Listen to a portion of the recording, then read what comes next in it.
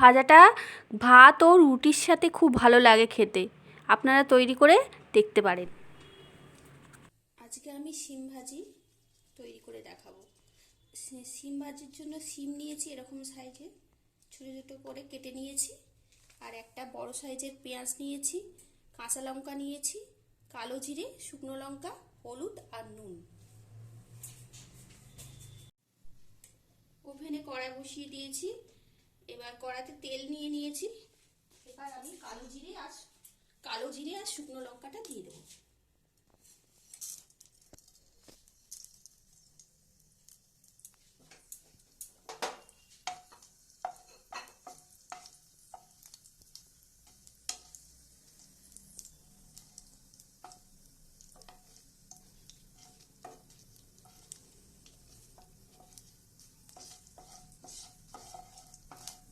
এবার পেঁয়াজ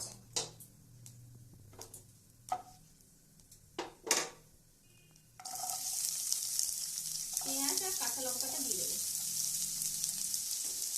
এটা একটু লাল লাল করে ভেজে নেবো, হালকা একটু ভেজে নিই।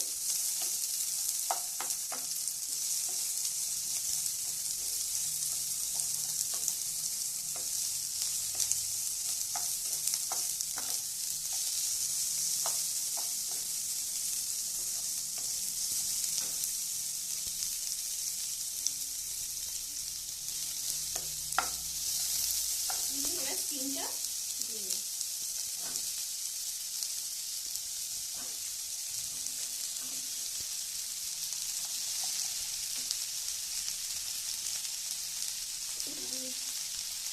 নুন, পরিমাণ মতো নুন,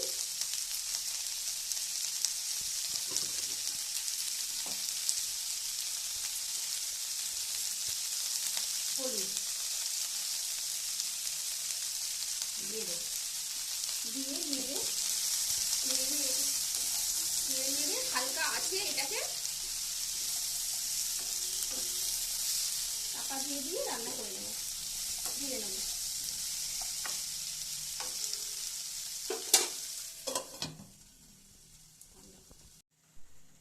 ঢাকা খুলে নেড়ে নেবো, মাঝে মাঝে এরকম করে নেড়ে নেবো, নাহলে নিচে থেকে আবার হবে। এটাকে ভালো করে ভেজে ভেজে নেব।